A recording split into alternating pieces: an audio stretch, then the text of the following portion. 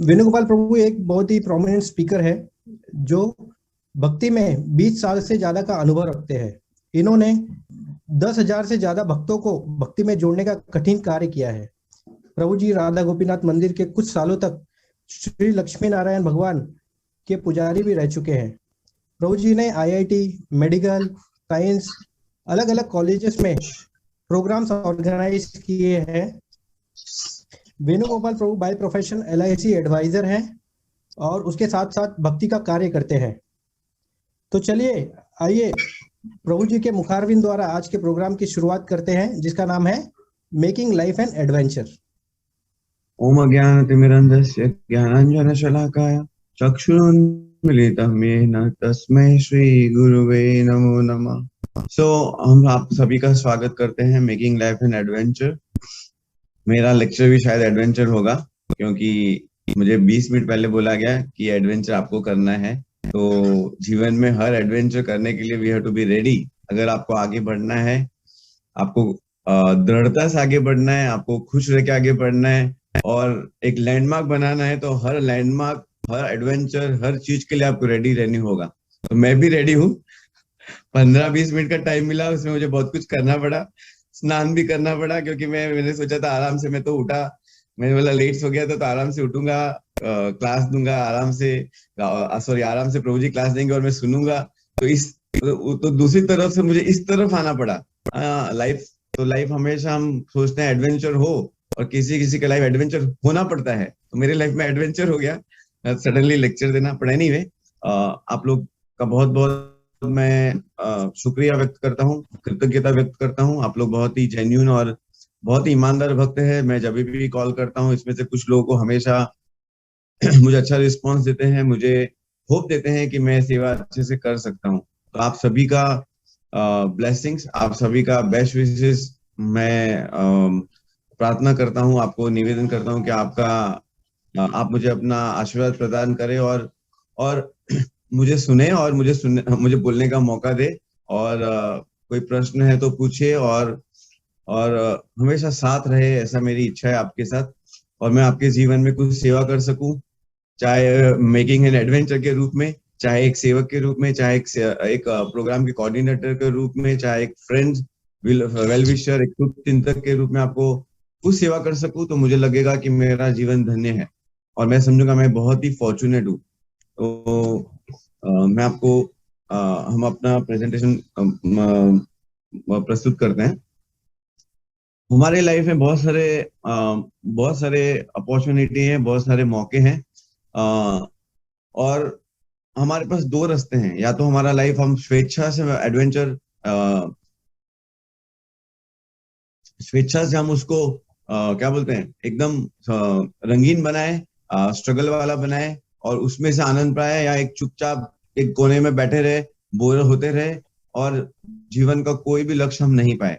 अगर अगर हम अपना लाइफ एडवेंचर बना सकते हैं, वो लाइफ नहीं हमारे लिए, नहीं हमारे फैमिली मेंबर के लिए, नहीं हमें जानने वालों के लिए, नहीं हमारे कम्युनिटी, कास्ट, हमारे टाउन, हमारा स्ट्रीट, हमारा विलेज, हम बहुत सारे लोगों को राह दिखा सकते हैं, बहुत सारे लोगों को लीड कर सकते हैं, बहुत सारे लोगों को, एक्चुअली वो भी एक सेवा है, लीड करना भी एक सेवा है, और और किसी को इस रूप में हेल्प करना भी सेवा है। क्योंकि जिंदगी में अगर आप देखोगे तो बहुत कम ऐसे एग्जाम्पल होते हैं, बहुत कम गिने चुने करोड़ों में एक एग्जाम्पल बनते हैं जो अपना लाइफ एडवेंचर से जीते हैं, अपना लाइफ एक कुछ लोगों के लिए जीते हैं, कुछ पर्पस के लिए जीते हैं, कुछ लक्ष्य के लिए जीते हैं। अदरवाइज सब लोग जी रहे हैं, सुबह उठ रहे हैं, ब्रश कर रहे हैं, नहा रहे हैं, सो रहे हैं, खाना खा रहे हैं, जॉब जा रहे हैं, ये नॉर्मल लाइफ हर आदमी करता है।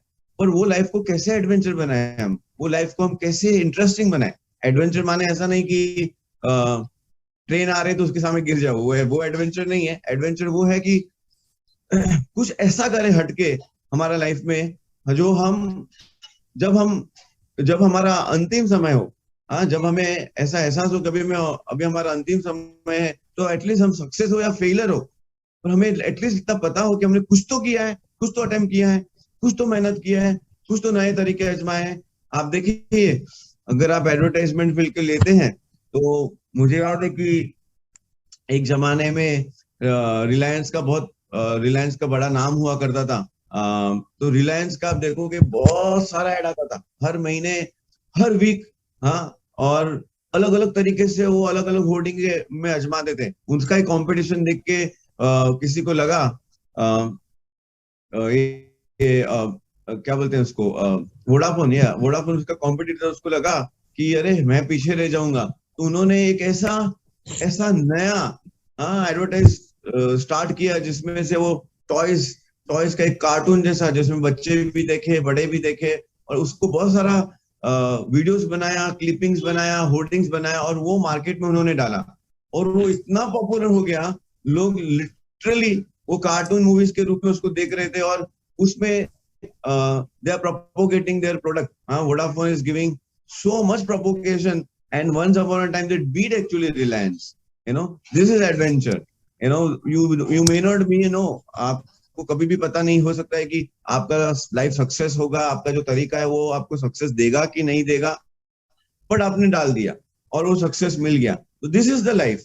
Life is always when we do something new, something adventure for, maybe आपके लिए नया हो पर दूसरे के लिए एडवेंचर नहीं हो, बट वो एडवेंचर आपकी लाइफ को, लाइफ में इंटरेस्ट बनाए रखता है, और इंटरेस्ट बनाए रखने की वजह से we can give more, we can give best. अगर एडवेंचर नहीं रहेगा लाइफ में, तो life is very difficult, life is मुझे somebody called up 2 days before, he said, Prabhuji, I'm feeling very, very difficult. I'm feeling like to suicide. बोला, बस suicide is danger, suicide adventure नहीं है। दूसरे के लिए तुम डेंजर, तुम्हें पूरा फैमिली मेंबर को तुम दुखी करने का काम कर रहे हो, वो एडवेंचर नहीं है।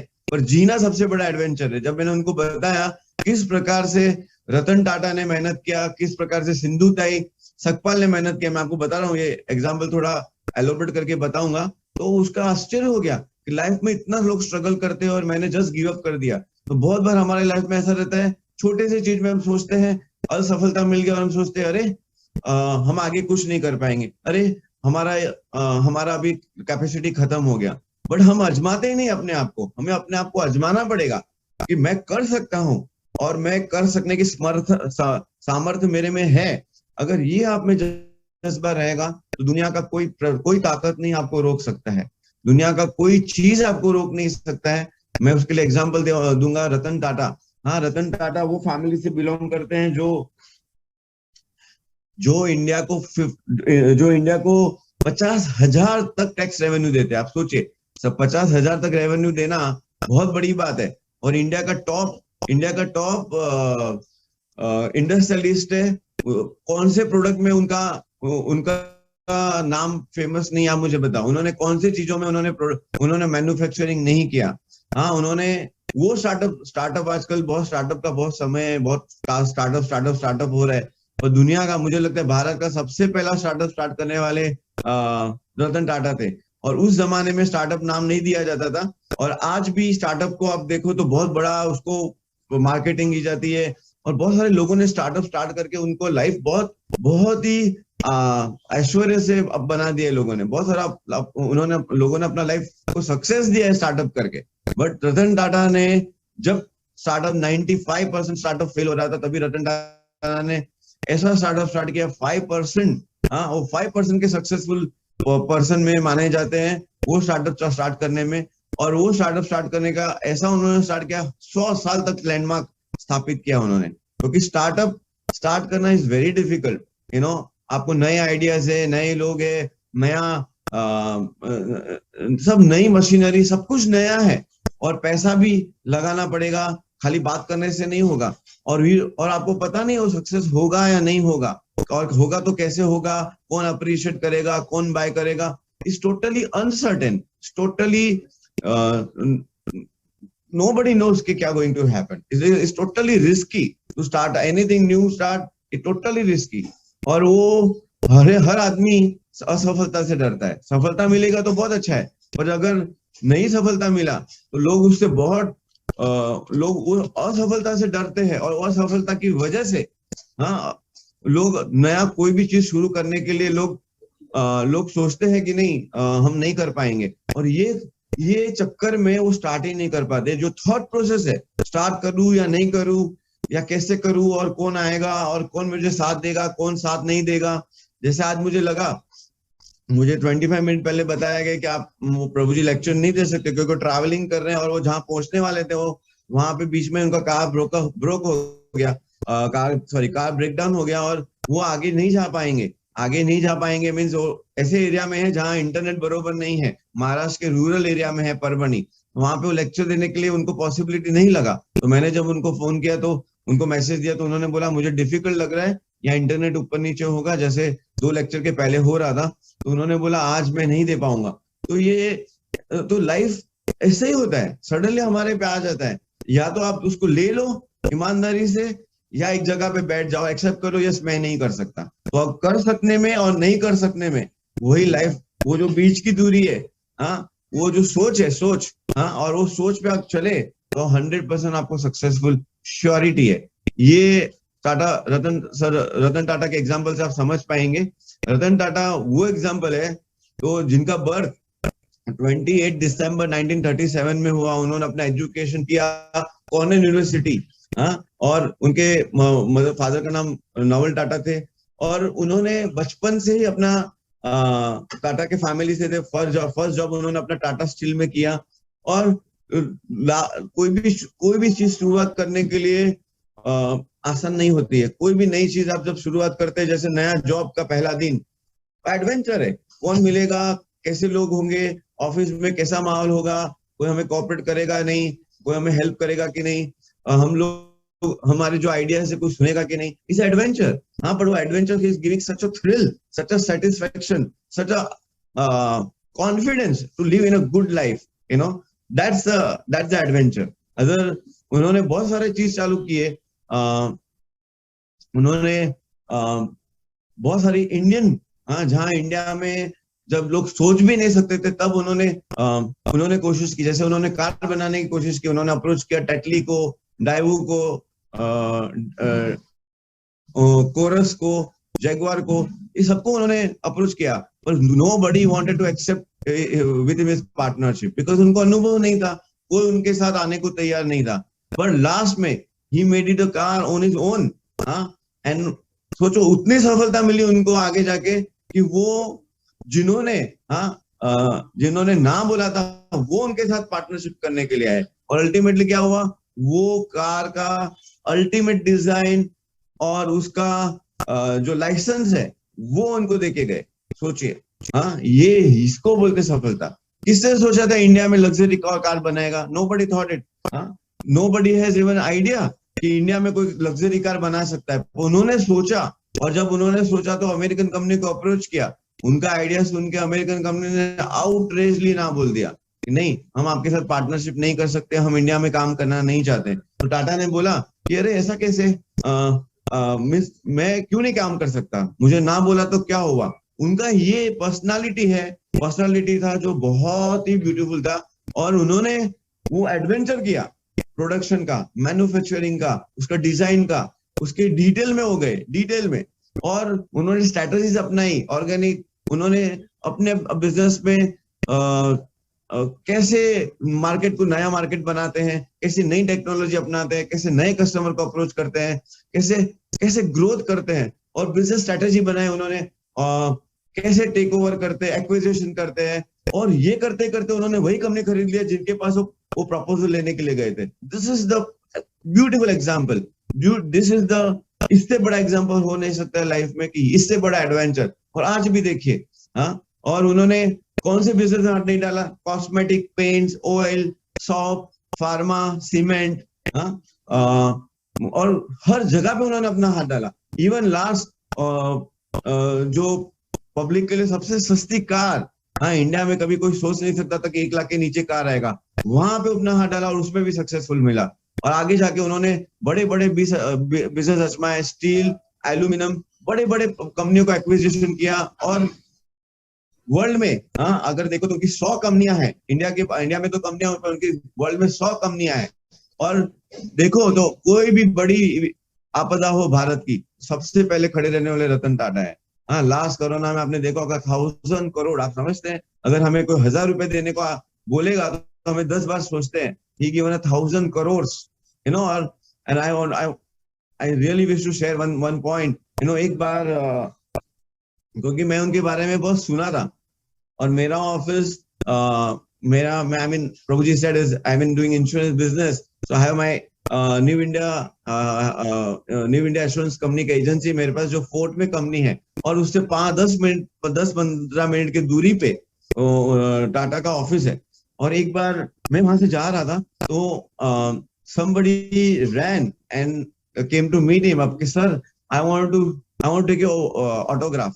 So he was just, हाँ, वो काफी अभी उनका एज हो चुका है, तो वो चल रहे थे धीरे से, सीढ़ी चढ़ रहे थे अपने ऑफिस का, वेरी सिंपल। कार में से उतरे, no bodyguard. I am surprise, you know. मुझे लगा कि यार 10-12 बॉडी गार्ड होंगे जो आगे चले गए होंगे, मैंने किसी को नहीं देखा, वो अकेले थे।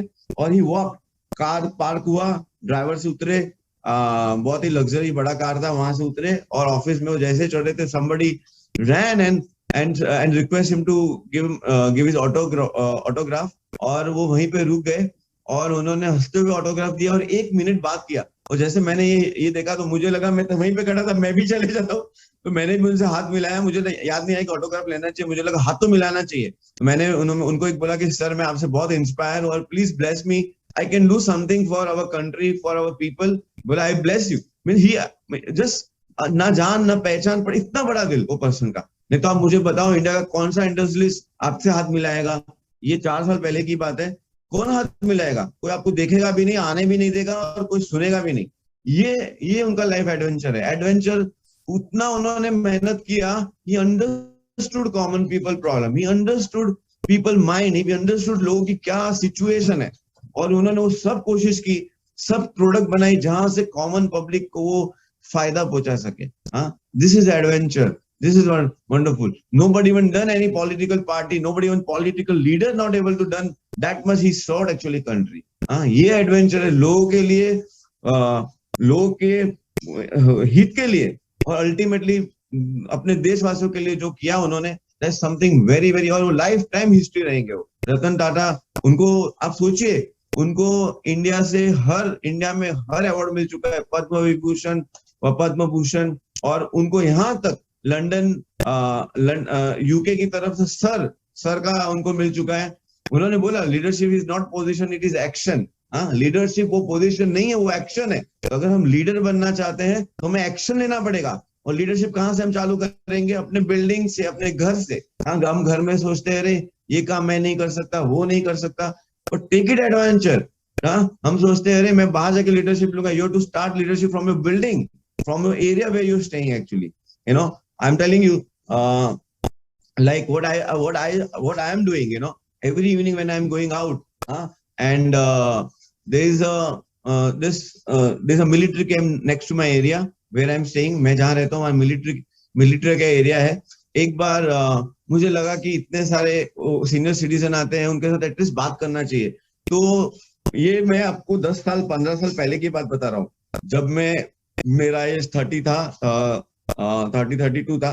तो मैंने देखा और मैंने बात किया, तो एवरीबॉडी सरप्राइज, कह रहे ये बंदा इन लोग से क्यों बात कर रहा है? इन लोग का तो यार शाम को हमेशा बैठे रहते हैं, कुछ करते नहीं। तो मुझे लगा नहीं, मुझे बात करना चाहिए इनसे, और I should make them somehow somebody should communicate with them, and बात करके एटलीस्ट उनको I should make them comfortable. अगर मैं उनके लिए कुछ कर सकता हूँ तो मुझे करना चाहिए, क्योंकि मैं हमेशा सुनता था कि everybody same, we should serve people. तो मुझे लगा जब मैं बोलता हूँ सर्व पीपल, तो क्यों नहीं मेरे एरिया से मैं स्टार्ट करूं। तो मैंने उनको अप्रोच किया, और उसमें से एक couple is appreciating very much, और उन्होंने मुझे अपने घर पे खाने पे बुलाया, जो मेरे घर से 2 मिनट की दूरी पे है। और आई एम सरप्राइज, यू नो, बोला मेरे को खाने पे किसी ने बुलाया, और वो भी उन्होंने। तो जब उनके घर पे पहुंचा तो उन्होंने मुझे इतनी सारे आइटम बना के आंटी ने खिलाई, जिनकी एज 69 और 72 कुछ रहेगी, और उन्होंने फ्रूट सलाद में इतना चीनी डाला था, मेरे को लगा, ऐसा लग रहा है कि कुछ क्या बोलते हो, श्रीखंड खा रहा हूँ या कुछ मट्ठा खा रहा हूँ, ऐसा मुझे लगा। और इतना प्यार से मुझे खिलाया कि मैं ना नहीं बोल पाया, और ऐसा करके हमारा रिलेशन बहुत अच्छा रहा। और कुछ समय के बाद इस्कॉन की एक नेगेटिव न्यूज जो गलत थी वो छपी, क्योंकि कभी कभी ऑर्गेनाइजेशन पीछे लोग पड़े रहते हैं, और जरा सी भी एक थोड़ी भी ऐसी दिखाई देती है, लोग तुरंत छाप देते हैं, और लोग हकीकत चेक नहीं करते। जैसे किसी ने लिखा कि इस्कॉन में प्रसाद का पैसा लेते हैं। अरे बाबा, तुम इस्कॉन में रेस्टोरेंट है तो वो रेस्टोरेंट का तो पैसा लगेगा ना। मंदिर में फ्री प्रसाद प्रोग्राम में मिलता है, पर रेस्टोरेंट का तो बोला वहां की रेस्टोरेंट मनी बहुत बनाती है। ऐसा न्यूज आया कि अभी देखिए मंदिर चलाने के लिए रेस्टोरेंट में सर्व कर रहे हो तो उसको ऑटोमेटिकली उसका फीस लगेगा। उन्होंने पूरा इंक्वायरी किए बिना ही न्यूज़पेपर में छाप दिया।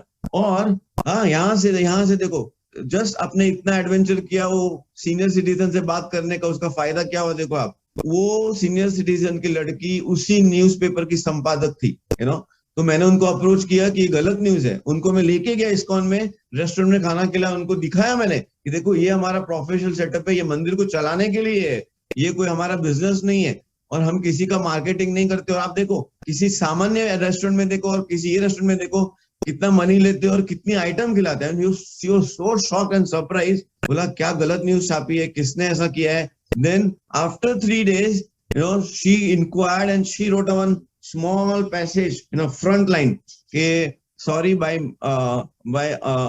mistake, प्रॉपर इंफॉर्मेशन के बिना हमने छापा था, ऐसा कुछ नहीं है, they are serving very well. तो आप मुझे बताओ, हाँ मैंने ये डिसीजन लिया सीनियर सिटीजन को मिलने का, वो क्या कहाँ से कहाँ फायदा हो गया। और आज भी उनके साथ मेरा बहुत अच्छा रिलेशन है और वो हमेशा अच्छा लिखते हैं इस्कॉन के बारे में। एक इम्प्रेशन, वन इम्प्रेशन,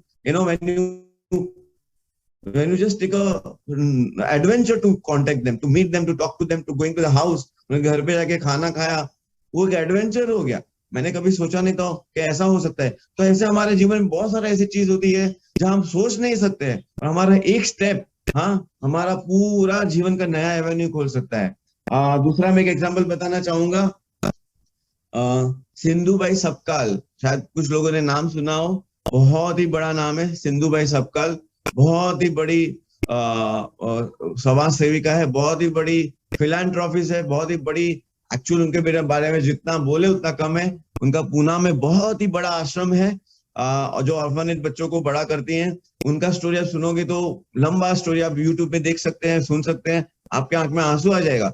जब उनका शादी हुआ, बहुत छोटी उम्र में उनकी शादी हो गई और जो व्यक्ति जिसके साथ शादी हुई वो व्यक्ति बहुत बड़ा था और जब उनकी शादी हुई उनको ये भी नहीं पता था कि कैसे, जब एज में छोटी लड़कियां होती है उनको पता नहीं होता कैसे रहना है, कैसे बिहेव करना है। तो वो एकदम सिंपल लड़की थी। उन्होंने वो अपने पति के घर पे गई और उनका पति इससे काफी बड़ा था और वो दारू पीता, हमेशा दारू पीता था और आके उनको एक्चुअली दारू पीता था और उनको मारता था। और ऐसा करते उनका समय बीतने लगा। वो उनको गर्भवती हो गई। तो उनको जब गर्भवती थी तभी उनका एक बार उनका हस्बैंड आया और उनको मार के उनको जहाँ गाय रहती है वहां फेंक दिया उनको। सोचो गाय अगर उनको मारती तो क्या हालत होता। हाँ, और वहां से वो उठी, उनको ये नहीं पता था, उनको घर से निकाल दिया और उनको ये नहीं पता था उनको कहाँ जाना है, कैसे करना है, कैसे लाइफ जिएगी, कुछ नहीं पता था उनको कुछ नहीं मालूम था।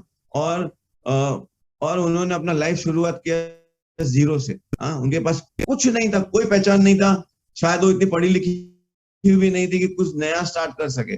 बट हाँ, वो उन्होंने कुछ ऑर्फनेज बच्चों को देखा रास्ते में और उन्होंने उनको प्रेम दिया। ये देख के किसी ने उनको बोला कि उन्होंने बोला कि आप बच्चों को केयर करती है, तो उन्होंने एक जगह रहने के लिए दिया और वहां से उन्होंने धीरे धीरे करके बच्चों का जो ऑर्फनेज है, जिनके माँ बाप केयर नहीं करते, जिनके माँ बाप ने छोड़ दिया बच्चों को, ऐसे छोड़ दिए बच्चों को, उन्होंने केयर करना चालू किया। और ऐसे करते लोग उनसे जुड़ते गए।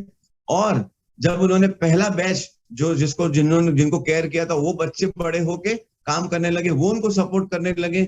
उन्होंने आश्रम धीरे धीरे छोटा बड़ा ऐसा करके आश्रम बनाया। उन्होंने यही दुनिया समझी कि यही मेरे बच्चे हैं। हाँ, उन्होंने उनको वो जो लड़की हुई, वो लड़की को भी उन्होंने बड़ा किया और उन्होंने जितने बच्चे थे उनको अपना बच्चा समझा और सब बच्चे को माँ बाप का प्यार दिया, उनको बड़ा किया, उनको एजुकेट किया, उनको सेटल किया। हाँ, उनको एक अच्छा लाइफ जीने का उन्होंने अपॉर्चुनिटी दिया। वो सब कुछ किया उन्होंने अपनी पहचान से, अपनी लगन से, अपनी मेहनत से। देखो उनके पास 2 ऑप्शन था अगर आप केस स्टडी करें तो, या तो वो भीख मांगे रास्ते पे बैठ के, हाँ, या तो वो आत्महत्या कर ले। हाँ, पर उन्होंने तीसरा रास्ता आजमाया। उन्होंने आजमाया आजमाया कि मुझे मेरे लाइफ में जो भी आता है आई शुड सर्व पीपल। हाँ, मुझे लाइफ में जो भी कुछ आता है मैं सेवा करती रहूं करती रहूं करती रहूं। उन्होंने जो भी आया, जो भी परिस्थिति में उन्होंने देखा, बच्चों को जो भी उनके पास तो खिलाया, सब कुछ दे दिया उन्होंने बच्चों को बड़ा करने के लिए। और उनका ये कमिटमेंट, उनका ये सरेंडर, उनका ये स्ट्रॉन्ग इच्छा सेवा करने की, ये भावना, आज हजारों बच्चे बड़े हो गए हैं। हजारों बच्चे वो संस्था को हेल्प कर रहे हैं, जो ऑर्फनेज थे जिन्होंने सिंधु ताई ने जिन्होंने बड़ा किया। और आज वो आश्रम इतना फेमस है, इतना बड़ा है, बड़े बड़े लोग उसको सपोर्ट करते हैं। और गवर्नमेंट ने भी उनको रिकॉग्नाइज किया। उनको शायद पद्म विभूषण या पद्मश्री, आई थिंक पद्मश्री उनको दिया। और गवर्नमेंट ने बहुत सारे उनको फैसिलिटीज दिए। और पुणे में उनका बहुत बड़ा आश्रम है। तो सोचिए आप। हाँ, और उनकी एज अभी शायद 75+ है। हाँ, जब मैंने उनको एक बार देखा तो she exactly look like mother. हाँ, और कोई सोच नहीं सकता है कि इतना बड़े आश्रम चला रही है, अपने अपनी मेहनत से चला रही है, और आज भी उनके पैर टच कर सकते हैं। इतनी सिंपल है। हाँ, ये जो भी व्यक्ति अपनी मेहनत से आगे आता है उसका सबसे बड़ा गुण रहता है, उसको पता रहता है सामान्य व्यक्ति कैसा होता है, सामान्य व्यक्ति कहाँ कहाँ से गुजरता है, क्योंकि वो खुद स्ट्रगल करता है। उसको खुद पता है कि लाइफ में कितना स्ट्रगल है। तो सिंधु ताई सकपाल ने वो कर दिखाया। जहां जीरो था, जीरो, उनको फेंक दिया गया, वहां से उठ के। और देखो सबसे बड़ी, और आपको और एक लास्ट बात बताना चाहता हूँ। सबसे बड़ा शॉक, हाँ, सबसे बड़ा शॉकिंग जब मैंने सुना तो मुझे ये लगा, जब वही हस्बैंड, हाँ, जब भीख मांगते हुए उन्होंने देखा कि रास्ते पे कि वही जो उनका हस्बैंड था, वही वो उन्होंने देखा और वो चाहता था उनके आश्रम में आके शरण ले, तो उन्होंने आके उनको शरण दिया। उन्होंने बोला कि मैं आपको शरण दूंगी एक एक मेरे बच्चे के रूप में, नहीं कि मेरे हस्बैंड के रूप में। हाँ, तो उन्होंने बड़ा दिल दिखाया, उनका केयर किया, उनकी सेवा की। हाँ, एक बच्चे के जैसा। ये है जो आदमी एडवेंचर करता है, जो आदमी रिस्क लेता है, वो उसको पता है लाइफ की वैल्यू क्या है, लाइफ कितनी प्रेशियस है। तो ऐसे बहुत सारे हमारे इंडियन हिस्ट्री में हमें एग्जाम्पल दिख जाएंगे। हमें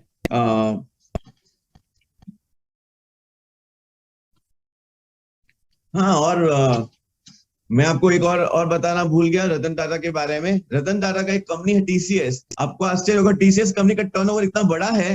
हाँ, उसका प्रॉफिट इतना बड़ा है कि पाकिस्तान का पूरा, हाँ, जो इकोनॉमी है, अर्थतंत्र है, उनका जितना पैसे का व्यवहार है, पूरा का पूरा एक्चुअली वो उनके सामने उससे भी कम है। सोचिए टाटा का और योगदान देखो।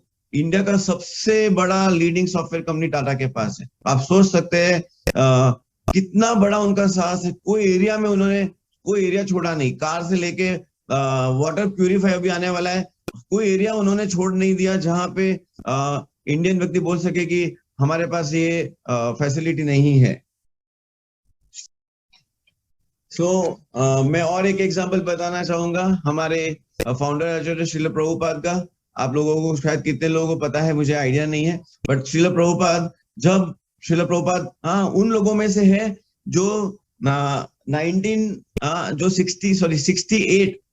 68 की उम्र में, वो वर्ल्ड में टॉप 3 लोगों में आते हैं जो इतनी उम्र में आके उन्होंने कुछ साहस किया। सोचो 60 के साल में बहुत सारे लोग तो ऊपर चले जाते हैं। मेरे खुद के पिताजी left age of 58, but Srila Prabhupada age of 68, he has desire to serve, to follow his spiritual master's instruction, and he got instruction when he was very young age, and then he performed his duties. कभी कभी हमें लगता है जो adventure करने वाले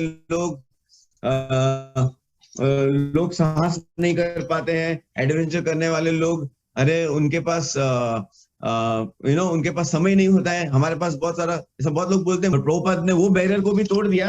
प्रभुपाद ने वो सिचुएशन में से भी प्रभुपाद ने बाहर निकल के बताया कि ऐसी सिचुएशन में कोई भी कुछ भी अपनी सीनियर सिटीजन एज में कुछ भी कर सकता है। तो प्रभुपाद उन गिने चुने व्यक्तियों में से जो 68 की एज में, 68 की एज में उन्होंने विदेश जाके दिखाया, जहां उनके पास पैसा नहीं था। हाँ, उनके पास सिर्फ 40 रुपया था, और वो सिर्फ 2 ट्रंक उनके पास बुक्स था, और उन्होंने फ्री पैसेज मांगा। एक वैष्णव फैमिली थे, उनका बिजनेस था स्टीमर का, बड़ी बड़ी शिप का। उनसे उन्होंने उनसे उन्होंने फेवर मांगा, और वो बहुत कड़ी मेहनत उनके बाद, कड़ा रिक्वेस्ट, कड़ी स्ट्रगल करने के बाद, उनकी 3-4 बार ऑफिस धक्के खाने के बाद प्रभुपाद को वो उनको पैसेज मिला, उनको टिकट मिला जाने के लिए। और सोचिए, यहाँ से बात फिनिश नहीं होती है, वो साहस देखो उनमें। हाँ, वो शिप में बैठे तो उनको 2-2 हार्ट अटैक आया, 2 हार्ट अटैक आया। मुझे बताओ, एक सिंगल हार्ट अटैक काफी है हाँ किसी भी व्यक्ति को पूरा ब्लॉक डाउन होने के लिए, पूरा बेड पे सोने के लिए। हाँ, उनको 2-2 हार्ट अटैक आया। उन्होंने भगवान से प्रार्थना की कि मेरी तो इच्छा सेवा करने की है, कृपया आप मुझे कृपा दीजिए तो मैं आपकी सेवा कर सकूं, मेरे गुरु का वचन पालन कर सकूं। और बोट में, सॉरी शिप में, वो पर्सनली अपना खाना बना देते। और यहाँ ऐसा नहीं कि यूएस में वो जा रहे हैं और 50 लोग वेट कर रहे हैं, कोई उनका वेट नहीं कर रहा है। वो गए तो सिंपली एक फैमिली में, फैमिली को जानते थे, उनके दोस्त का एक लड़का जानता था, उसका वही उनको लेने के लिए आया बॉस्टन में। और उनके घर पे गए तो उन्होंने देखा पूरा फैमिली नॉनवेज खाता है, और प्रभुपाद प्योर वेजिटेरियन थे। तो इतना एज में उन्होंने खुद खाना बनाया, उनके लिए भी बनाया। और वो 1 महीना उन्होंने निकाला उधर। तब उन्होंने सोचा कि मुझे अगर पूरे वर्ल्ड में प्रभाव, अगर मुझे कुछ करना है तो मुझे ऐसी जगह पे जाना पड़ेगा जहां पूरे विश्व के लोगों को मैं पहचान दिला सकूं और उन तक पहुंच सकूं। तो उसके लिए उन्होंने सोचा कि 3 सिटी में मेरे को जाना चाहिए, न्यूयॉर्क, लंदन और मुंबई। और उन्होंने डिसाइड किया कि मुझे न्यूयॉर्क जाना चाहिए, क्योंकि यहाँ से न्यूयॉर्क सबसे पास में है। और न्यूयॉर्क में मैं कुछ करूंगा तो पूरे वर्ल्ड में उसका इम्पैक्ट होगा, और पूरे वर्ल्ड में जो भी मैं कुछ कर पाऊंगा तो पूरे वर्ल्ड में उसका इम्पैक्ट पूरे विश्व पे तुरंत हो जाएगा, अगर मैं 3 सिटी में कुछ करता हूँ। तो वो गए वहां पे न्यूयॉर्क में, और न्यूयॉर्क में कोई नहीं जानता था, किसी का पहचान लेके वो योगा स्टूडियो के एक मालिक थे, डॉक्टर मिश्रा, उनको मिले। और डॉक्टर मिश्रा उनका योगा स्टूडियो में थे, और वो बोलते थे भगवान का अस्तित्व ही नहीं है। और प्रभुपाद भगवान के अस्तित्व को मानने वाले व्यक्ति थे। तो आप सोच सकते हैं कितना अपोजिट, एक भगवान का बारे में बताने वाले और दूसरा भगवान को नहीं मानने वाले। प्रभुपाद ने ना उनके साथ रहे, और उनके लिए प्रसाद बनाते थे, उनके लिए खाना बनाते थे।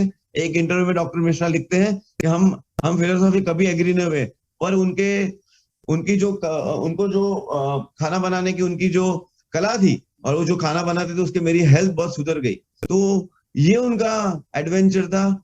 और वो हर रोज शाम को प्रभुपाद बाहर जाते थे, सोचते थे मैं कैसे ब्रेक थ्रू करूं, कैसे मैं पहुंचू लोगों तक, ताकि मैं ये संदेशा पहुंचा सकूं भागवत धर्म का, भगवत गीता का, श्रीमद् भागवतम का। तो उन्होंने एक दिन वो किसी पार्क में गए, नहीं, वहां वो मिश्रा के साथ उनके मतभेद बढ़ने लगे। तो उन्होंने अपना एक अलग से जगह लिया, जो बावड़ी बोलते हैं, जो धाराविक झुपड़पट्टी बोलते हैं। और वहां उन्होंने एक छोटा सा घर लिया, छोटा सा एक रूम लिया। और वहां थोड़े दिन में उनको एक लड़का मिला, तो वो लगा उनको बहुत फेवरेबल है। और वो जब लड़का मिला तो उनको लगा वो उनको सपोर्ट करेगा। पर वो लड़के ने क्या किया, वो हमेशा ड्रग्स लेता था। और उन्होंने एक रात को प्रभुपाद को मारने की कोशिश की, और प्रभुपाद का जो टाइपराइटर छीन के चले गया और बेच दिया। और सोचो, पहले मौके में ही असफलता, मुझे बताओ, पहले मौके में ही इतनी असफलता। और प्रभुपाद ने सोचा नहीं, इससे मैं थकूंगा नहीं, मैं कुछ करना चाहिए। फिर उन्होंने एक दुकान रेंट पे लिया, और वहां पे हर रोज सुबह उन्होंने सोचा कि मैं एक फोटोग्राफ था, उनकी पूजा उन्होंने स्टार्ट की। और वहां से उनको आइडिया आया कि वो टॉमकिन स्क्वायर पार्क जाए, जहां पे बहुत सारे हिप्पी आते हैं। हिप्पी माने किसी चीज को नहीं मानने वाले, ना फैमिली को, ना समाज को, ना कंट्री को, किसी को मानने वाले नहीं लोग, अपनी इच्छा से रहने वाले, ड्रग और हर नियम तोड़ने वाले समाज के, उसको बोलते हैं हिप्पी। तो वहां गए और उन्होंने सिंगल हैंडेडली, अगर आप न्यूयॉर्क जाए आज भी, वो ट्री आज भी वहां पे गवर्नमेंट ने उसको पिलग्रिम साइट घोषित किया है। अगर वहां जाए तो जरूर दर्शन कीजिए। प्रभुपाद ने एक पेड़ के नीचे जाके कीर्तन स्टार्ट किया। आप सोचिए, अगर कोई व्यक्ति, मैंने कुछ दिन पहले किसी बूढ़े व्यक्ति को कीर्तन करते हुए देखा स्टेशन पे, तो तुरंत मैंने उनको हेल्प किया। पर अगर आपके सामने आए तो आप क्या आपको रिस्पॉन्ड करेंगे? तो प्रभुपाद का एज 68, हाँ, और वो आंख बंद करके कीर्तन कर रहे हैं। और जैसे उन्होंने कीर्तन चालू किया, थोड़े टाइम तक कोई नहीं आया होगा, और जैसे जैसे समय बीतते गया, दूसरे दिन गए, तीसरे दिन गए, धीरे धीरे एक आया, दो आया, तीन आया, ऐसे करके धीरे धीरे लोग जुड़ने लगे। और ऐसा हुआ कुछ महीनों में हजारों लोग जुड़ने लगे। न्यूज़पेपर में आने लगा कि स्वामी कैप्चर्स टॉम्किंस पार्क, हाँ ऐसा ऐसा आने लगा, स्वामी चैंट्स इन टॉम्किंस पार्क, ऐसा न्यूज़पेपर में आने लगा। इतने लोग बढ़ने लगे। हाँ, धीरे धीरे प्रभुपाद जी ने वो जो शॉप किराए पे लिया था, और अब मैं बोलना चाहता हूँ, उनके पास कोई कमाई का साधन नहीं था। जो भागवतम ट्रांसलेट की थी वो उन्होंने लोगों को डिस्ट्रीब्यूट की। पहले बुक डिस्ट्रीब्यूटर श्रील प्रभुपाद थे। हाँ, ये दिसंबर महीना हमारा भगवत गीता बुक डिस्ट्रीब्यूशन चल रहा है। हर डिवोटी बाहर जाके बुक डिस्ट्रीब्यूट करना चाहता है प्रभुपाद के पद चिन्हों पे चलकर। तो प्रभुपाद ने खुद अपनी बुक डिस्ट्रीब्यूट की, और उसमें से जो डोनेशन आया उसमें से प्रभुपाद ने वो लोगों को वो जो शॉप था उसमें लोग आते थे, प्रभुपाद हर रोज सुबह भागवतम पाठ करते थे, लेक्चर देते थे। और प्रभुपाद उनके लिए, उसके पहले प्रभुपाद बहुत जल्दी जग जाते थे। हाँ, प्रभुपाद 3-4 साढ़े 3 बजे जग जाते थे, और प्रभुपाद अपना जप करते थे। उसके बाद उनके लिए कुक करते थे, उनके लिए 5-5 आइटम सिंगल हैंडेडली कुक करते थे। और एक डिवोटी लिखते हैं अपने बुक में, जब उन्होंने लिखा अभी प्रभुपाद के बारे में उनकी पुस्तक बाहर है, उन्होंने लिखा कि एक बार उन्होंने देखा कि लोग आ रहे हैं, प्रसाद खा के लोग जा रहे हैं, तो उन्होंने सोचा मुझे ऑफिस में थोड़ा लेट जाना है, क्यों नहीं मैं इधर थोड़ी देर बैठूं। तो वो बैठे, तो उन्होंने देखा प्रभुपाद जी कोई आवाज आ रहा है किचन में से, तो उन्होंने बोला आज देखो कौन क्लीन कर रहा है। उन्होंने देखा प्रभुपाद जी कॉर्नर में बैठ के सब बर्तन क्लीन कर रहे थे। उनको देखा तो उनको बहुत ये हुआ कि अरे, मैं इतने दिन से खाना प्रसाद खा रहा हूँ, उनका वो बना रहे हैं और वही क्लीन कर रहे हैं। तो पहला व्यक्ति था जो प्रभुपाद को हेल्प करने के लिए आया। सोचिए, आप सोचिए, प्रभुपाद को ज्वाइन करने वाला वो पहला व्यक्ति था। उसके बाद प्रभुपाद सैन फ्रांसिस्को गए, वहां उन्होंने रथ यात्रा फेस्टिवल ऑर्गेनाइज किया। आज विश्व के 350 से 400 सिटी में रथ यात्रा हर सिटी में निकलती है, चाहे बर्लिन हो, चाहे लॉस एंजलिस हो, चाहे जॉन्सबर्ग हो, चाहे मॉस्को हो, चाहे लेनिनग्राड हो, चाहे हैदराबाद हो, चाहे ढाका हो, चाहे कराची हो, हर जगह पे रथ यात्रा निकलता है। सोचिए, इतना प्रभुपाद ने लोगों पे प्रभाव छोड़ा। उन्होंने 11 साल में हजारों वर्ष का ट्रांसलेशन किया, करोड़ों उनकी पुस्तकें बिकी। भगवत गीता 2 करोड़ प्रति बिक चुकी है, हर 3 मिनट में भगवत गीता बिकती है। और प्रभुपाद की करोड़ों की संख्या में प्रभुपाद की पुस्तकें बिक चुकी है पूरे विश्व में। और मोर देन 30 लैंग्वेजेस से ज्यादा उनकी बुक ट्रांसलेट हो चुकी है। और प्रभुपाद ने 11 साल में 108 मंदिर बनाए, 10,000 डिसाइपल अपने बनाए, और international society for Krishna consciousness की स्थापना की। और जहां इस्कॉन आता है वहां उनके भव्य मंदिर होते हैं, ऐसा डायरेक्ट लोगों का मानना है। जहां इस्कॉन होगा वहां भगवत गीता होगी, जहां इस्कॉन होगा वहां राधा कृष्ण के विग्रह होंगे। ये प्रभुपाद ने पहचान दी। जीरो में से आज इतनी बड़ी संस्था स्थापित की। उसकी अगर संपत्ति आप कैलकुलेट करेंगे तो $700 मिलियन पता नहीं कितना होगा। हाँ, सोच नहीं सकते हैं। सिंगल हैंडेड 68 ईयर्स में। हाँ, तो किसी बड़े संत ने उनके बारे में लिखा कि 3 बड़े महात्माओं में से जो इतने सीनियर एज पे, कुछ 3 बड़े पर्सनालिटीज जो इंडस्ट्रियलिस्ट और किसी अलग फील्ड के, पर प्रभुपाद उनमें से यूनिक थे, जो 68 की उम्र में प्रभुपाद ने स्टार्ट किया, और 11 साल में उन्होंने 13 बार विश्व की परिक्रमा की, और इतना प्रभाव छोड़ा। हाँ, इस्कॉन मीन्स हरे कृष्णा मूवमेंट। आप हरे कृष्णा बोलते हैं तो आगे कुछ बोलने की जरूरत ही नहीं। हाँ, ये प्रोग्राम की भी पहचान इस्कॉन है और हरे कृष्णा है। सोचिए, हाँ, ये है एडवेंचर। हाँ, और अब सोचिए, प्रभुपाद अगर गए, प्रभुपाद ने सोचा होता अरे मैं फेल हो जाऊंगा, अरे मैं ये हो जाऊंगा, अगर मुझे कोई बोलेगा ही नहीं, कोई सुनेगा नहीं, कोई मुझे ध्यान नहीं देगा, कोई मेरी फिलोसफी एक्सेप्ट नहीं करेगा। तो एक बार किसी ने क्वेश्चन पूछा, प्रभुपाद जी आप इतना प्रचार करते कृष्णा पर, कृष्णा है ही नहीं तो क्या करोगे? कृष्णा एक्चुअली नहीं होगे तो क्या? प्रभुपाद ने बोला कोई बात नहीं, कृष्णा नहीं है तो भी हम जो कर रहे हैं वो तो हमें एक अच्छा लाइफ दे ही रहा है। तो कृष्णा, अगर आप सोचते कृष्णा नहीं है तो भी आपको कोई लॉस नहीं है। इतनी पॉजिटिविटी, हाँ, इतना डायनामिज्म। हाँ, जस्ट 2 मिनट और मैं बताना चाहूंगा उनके बारे में। 1971 में श्रील प्रभुपाद न्यूयॉर्क गए, मॉस्को गए, और मॉस्को तभी एकदम क्लोज था। मॉस्को में कोई नहीं आ सकता था, सिर्फ टूरिस्ट आ सकते थे। अगर आपने प्रचार किया सीधा आपको जेल के फांसी में हो जाती थी। तो प्रभुपाद ने सोचा एक बार हम विजिट करते हैं। तो उनके डिसाइपल थे श्याम सुंदर दास, उनको लेके वो विजिट किया। उन्होंने 3 दिन का टूरिस्ट वीजा लिया, और टूरिस्ट वीजा लेके वो पे गए, और अभी बताओ 3 दिन में क्या प्रचार करोगे, कौन आपका सुनेगा, आपका कोई वहां सुनने को भी रेडी होगा कि नहीं। तो प्रभुपाद जी और श्याम सुंदर दास, जिनको अमेरिकन वीजा था, और प्रभुपाद जी को अलाउ किया 3 दिन के लिए, तो उनको उनको लगा अभी आगे क्या करेंगे। तो श्याम सुंदर दास जब नीचे निकले तो उन्होंने देखा, उनको लगा कि कुछ मुझे किसी को अप्रोच करना चाहिए, नहीं तो होटल में हम ऐसे बैठे रहेंगे और घूमते रहेंगे, तो जो हमारा पर्पस है वो हमारा सर्व होना चाहिए। तो उन्होंने वहां पे अनातोली करके एक लड़का था और एक इंडियन लड़का था, दोनों साथ में फ्रेंड्स, तो दोनों को इनवाइट किया प्रभुपाद के पास। और जब उनको देखा एक्चुअली, तो अनातोली ने उन्होंने उनको अप्रोच किया, करे आपके पास क्या जॉर्ज हैरिसन का रिकॉर्ड्स है। जॉर्ज हैरिसन का रिकॉर्ड, जॉर्ज हैरिसन बहुत बड़े बैंड जिनका हुआ करता था, बीटल्स, और बहुत बड़े सिंगर थे। हाँ, वो भी एक अलग डायनामिक स्टोरी मैं बाद में बताऊंगा। तो वो जब उन्होंने रिकॉर्डिंग करके वो सीडी, वो उस टाइम पे सीडी ने एल्बम हुआ करता था, वो एल्बम निकाला, तो अनातोली को लगा कि इनके पास होगा, क्योंकि वो हरे कृष्णा से बिलोंग करते हैं। तो अनातोली उनके पास आए और उनसे वो रिकॉर्ड के लिए रिक्वेस्ट किया। तो उन्होंने बोला हाँ, रिकॉर्ड मैं आपको देता हूँ, पर आपको मेरे गुरु से मिलना पड़ेगा जो होटल में है। और वो दोनों को होटल में लेके गए और प्रभुपाद ने उनको भगवत गीता के बारे में बताया, हरे कृष्णा मंत्र के बारे में बताया, सनातन धर्म के बारे में बताया। और वो लड़का 2-3 दिन तक प्रभुपाद को मिलने के लिए आने लगा, और इंडियन और रशियन में रशियन लड़का बहुत ही इंटरेस्टेड लगा। और प्रभुपाद ने उनको बताया आपको भगवत गीता पढ़नी चाहिए और लोगों तक उसको फैलानी चाहिए।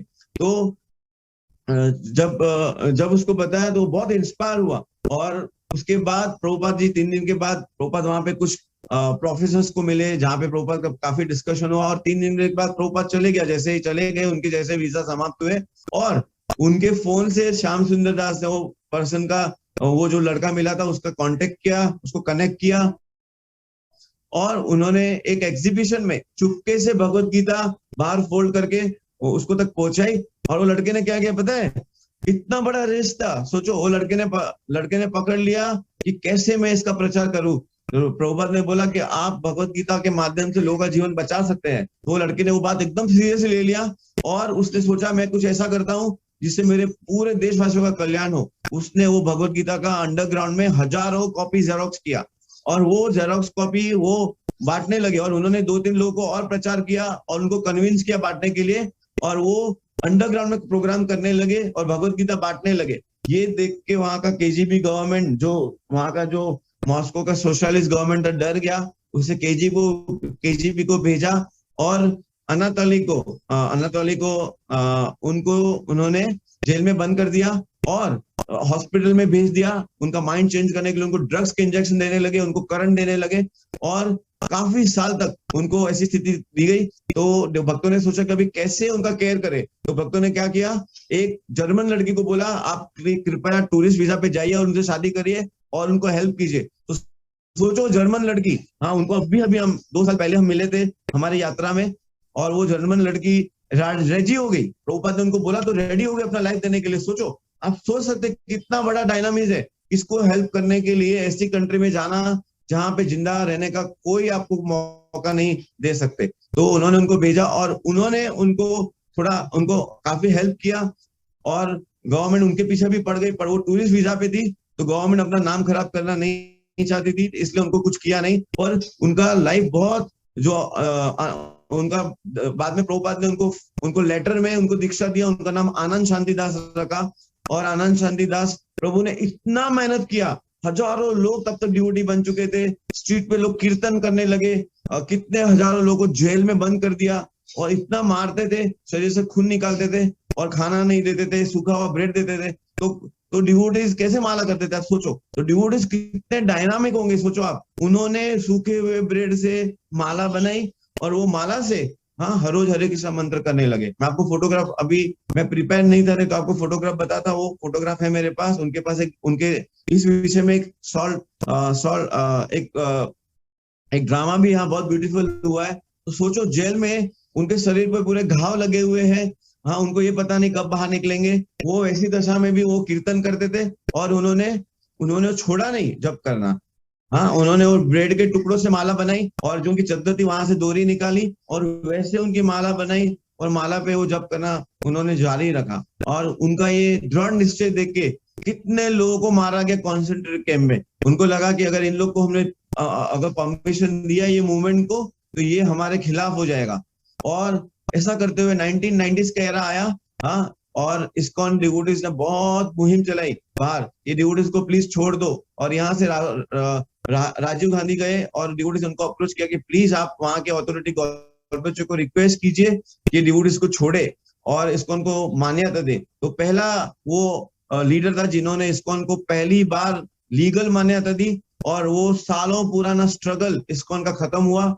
इस्कॉन पहला रशिया में ऑर्गेनाइजेशन था जिसको रिलीजियस इंडियन ऑर्गेनाइजेशन के रूप में मान्यता प्राप्त की। और सालों तक अगर किसी को प्रोग्राम करना था रशिया में तो इस्कॉन का हेल्प के बिना नहीं कर सकता है। आज भी बहुत सारे और संप्रदाय वहां पे जा चुके हैं, पर इस्कॉन का हेल्प के बिना वो नहीं कर पाते बड़े बड़े प्रोग्राम। तो ये है एक पर्सन का सेक्रीफाइस। श्रील प्रभुपाद अगर मॉस्को नहीं गए रहते तो आज 3 लाख लोग जप नहीं कर रहे थे। कितने लोग? 3 लाख, और 3 लाख से भी शायद और लाख बहुत सारे लोग जप कर रहे होंगे।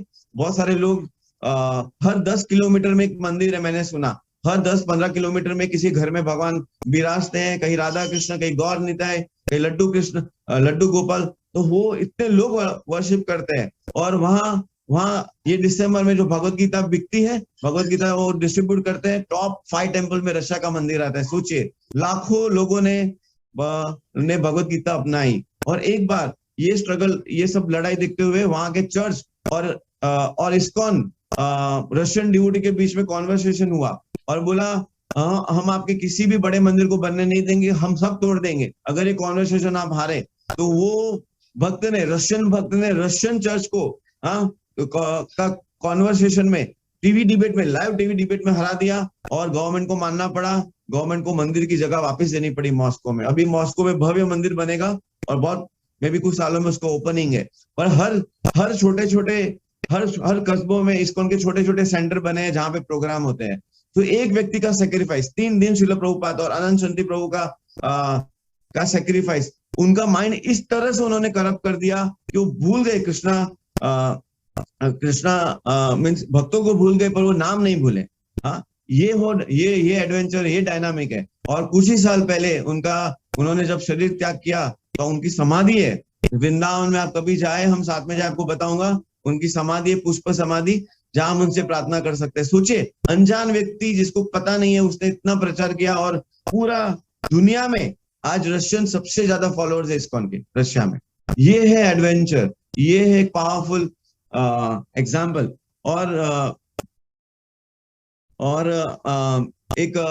और एक एग्जाम्पल आपके साथ बताना चाहूंगा मैं। एक नाम है अरुणिमा सिन्हा।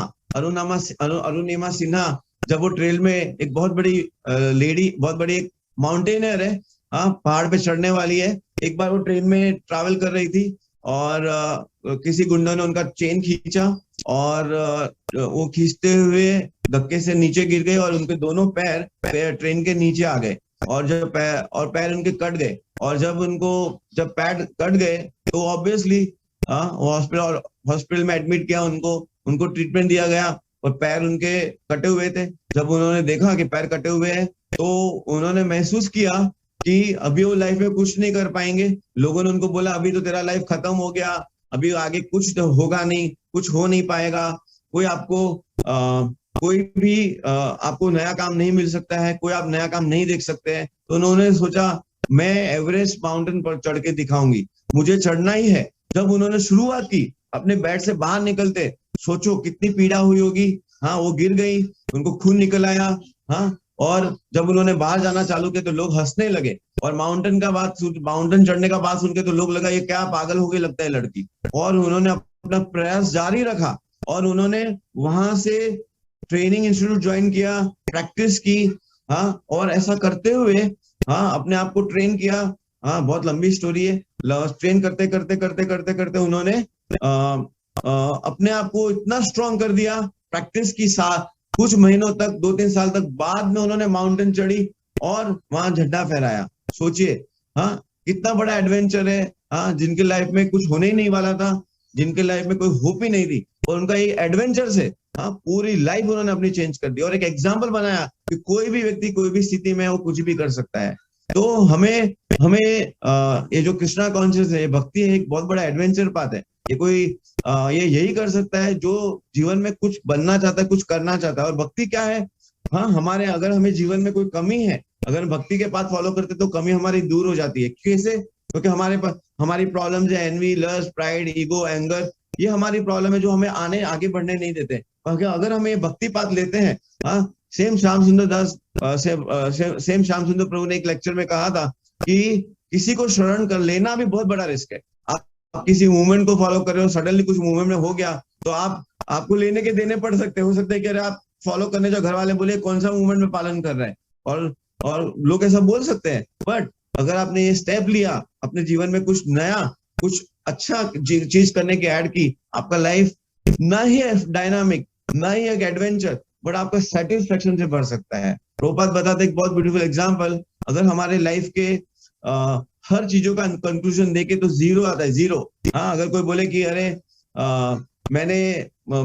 मैं सीईओ, ठीक है भाई, आप सीईओ है, ठीक है, उससे आगे क्या आपने किया? आपने कंपनी का कुछ बड़ा काम किया, कुछ नया प्रोडक्ट चालू किया, तब आपका कुछ स्पेशलाइज, आपका कुछ योगदान होगा।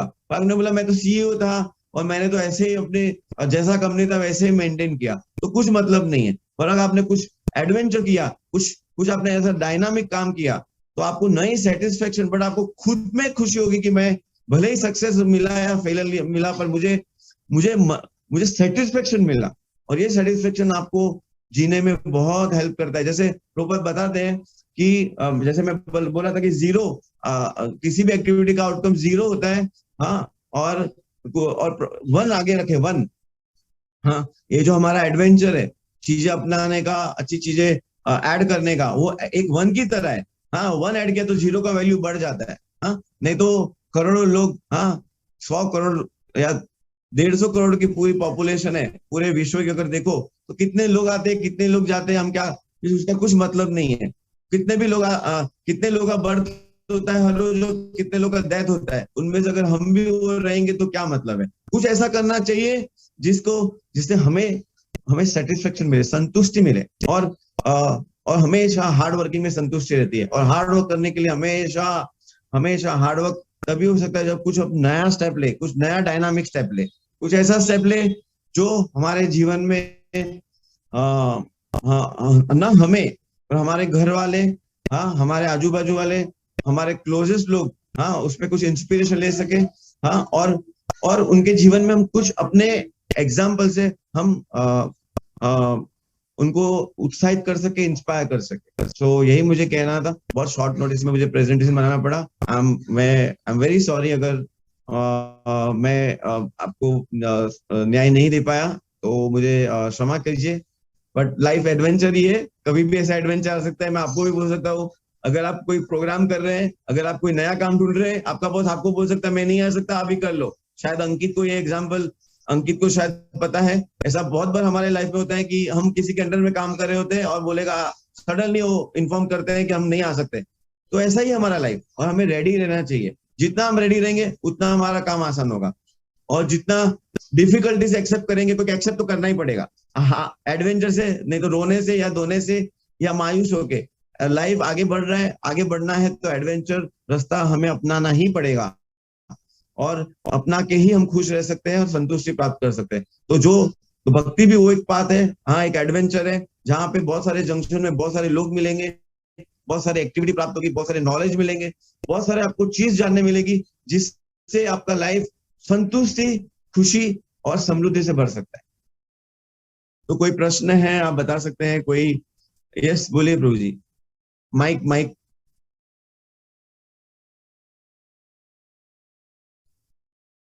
हरे कृष्णा प्रभु जी। हरे कृष्णा। पहले तो आपका बहुत बहुत धन्यवाद। लास्ट टाइम पे मैंने आपसे कुछ क्वेश्चंस, कुछ बातें शेयर की थी और फायदा हुआ। अब नेक्स्ट डे ही मेरा काम अच्छा हुआ था, उसके लिए आपका बहुत बहुत धन्यवाद। और मैं सिंपली प्रभु जी सेवक हूँ। अगर आप लोग का सेवक, अगर मैं एक वेल विशर शुभ चिंतक बन पाया, मेरे जीवन का सबसे बड़ी उपलब्धि होगी है। और मैं ऑनेस्टली बोलता हूँ, ऑनेस्टली, अगर मैं किसी भी व्यक्ति का जो भी आप आज आए हैं, हमें पता है हम अलग अलग टाइम पे लेक्चर्स दे रहे हैं, पर कि जो लोग आना चाहे आते हैं, कुछ लोग नहीं आ पाते हैं, बट जो भी आए, अगर मैं आपका सही मायने में शुभ चिंतक बन पाया, मेरे लिए ये सबसे बड़ा पद्मश्री अवार्ड होगा और शायद भारत रत्न भी हो सकता है। और मेरा प्रश्न एक और है प्रभु जी आपसे। एक प्रश्न भी है और एक कंफ्यूजन भी है। जैसे मेरे साथ में कुछ मेरे कोलिग्स थे जो मेरे साथ लोग काम करते थे मेरी ही कंपनी के अंदर, and they are all managers right now, और सभी मैनेजर्स हैं, and I am a management trainer right now in the company. तो क्वेश्चन ये था कि जैसे आपने मुझे बताया था कि ये हमारे सिर्फ कर्म फल है, समय से पहले आपको कुछ नहीं मिलेगा। तो मैं सोचता हूँ कि सफल होने के लिए हार्ड वर्क जरूरी है या स्मार्ट वर्क जरूरी है? बिकॉज अगर मैं स्मार्ट वर्क के बारे में सोचता हूँ तो मुझे लगता है कि हार्ड वर्क मुझे करना पड़ेगा, उसके बाद में मैं अपने स्मार्ट वर्क को यूज कर सकता हूँ। इसका डायरेक्ट मैं कनेक्ट भगवत गीता से करना चाहूंगा। हमारे पास जो नॉलेज है वही शेयर कर सकते हैं हम। बड़े बड़े टॉक जो भी टॉक बड़े बड़े करते हैं, मैं आपको बताना चाहूंगा सब भगवत गीता में उठाया माल है। अपना नाम लगा देते हैं। मैंने ऐसे बहुत सेमिनार अटेंड किए इंश्योरेंस में, जो माल और किसी का और लेबलिंग अपना, और चार्ज करते 1500 1500 3000 ऐसा चार्ज करते हैं। और सब प्रिंसिपल भगवत गीता में जो बोल रहे, कोई भी चीज बाहर का नहीं। ऑनेस्टली मैं बोलता हूँ, प्रॉब्लम हमारे में क्या है, हम इसीलिए प्रभुपाद फॉर अमेरिका गए, अमेरिकन को लेके आए ताकि हम अमेरिकन को फॉलो करें। तो हमारा प्रॉब्लम क्या है, हमारे भगवत गीता के प्रिंसिपल पेटेंट और कोई लेके इधर आके प्रेजेंट करेगा, हम बोलेंगे अरे बहुत अच्छा है, तुमने नया निकाला, तुमने बहुत निकाला, तुम्हारा एक्सपीरियंस है। पर अगर जिसको भी भगवत गीता मालूम है, हाँ, वो सब उसमें से माल लिया गया है ऑनेस्टली। तो यहाँ पे भी मैं कनेक्ट करूंगा, कर्मण्येवादी का रस्ते माँ फलेषु कदाचन। हमारा काम क्या है, हार्ड वर्क करना है, plus hard work with smart work भी होना चाहिए। ऐसा नहीं, एक गधे को देखा है आपने, गधा काम करता है, 2 रोटी उसको थोड़ा खाना खिलाने के लिए उसको अपना बुद्धि है नहीं, क्यों, उसको ऐसा दिया गया है, हाँ, वो उसको बुद्धि है ही नहीं।